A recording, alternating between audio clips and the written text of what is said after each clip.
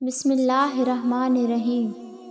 سیدنا انس رضی اللہ تعالیٰ عنہ سے روایت ہے کہ سیدہ فاطمہ الزہرا رضی اللہ تعالیٰ عنہ رسول اللہ صلی اللہ علیہ وآلہ وسلم کی وفات پر روئیں اور کہا، اے ابا جان، آپ اپنے رب کے کتنے قریب ہو گئے ہیں۔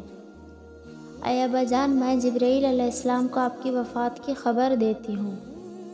اے ابا جان، جنت الفردوس آپ کا ٹھکانہ ہے۔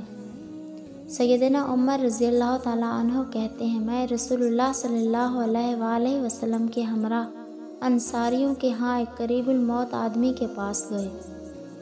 ان کے اہل و عیال رو رہے تھے۔ میں نے کہا، رسول اللہ صلی اللہ علیہ وآلہ وسلم کی موجودگی میں رو رہے ہیں؟ آپ صلی اللہ علیہ وآلہ وسلم نے فرمایا، ان کو چھوڑ دو، جب تک یہ آدمی ان کے پاس ہے ان کو رونے دو، جب واجب ہو جائے گی تو یہ نہیں روئیں گے۔ جابر کہتے ہیں، میں نے یہ حدیث عمر بن حمید کرشی کو سنائی۔ انہوں نے پوچھا، واجب ہو جائے گی کا کیا معنی ہے؟ جب اس کو قبر میں داخل کر دیا جائے گا۔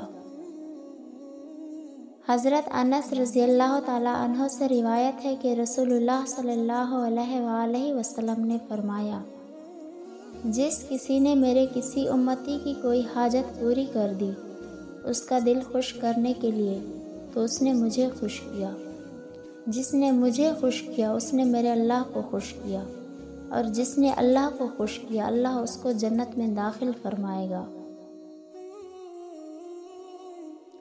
تشریح: رسول اللہ صلی اللہ علیہ وآلہ وسلم کو اپنے امتیوں کے ساتھ جو خاص تعلق ہے اس کا اندازہ اس حدیث سے بھی کیا جا سکتا ہے۔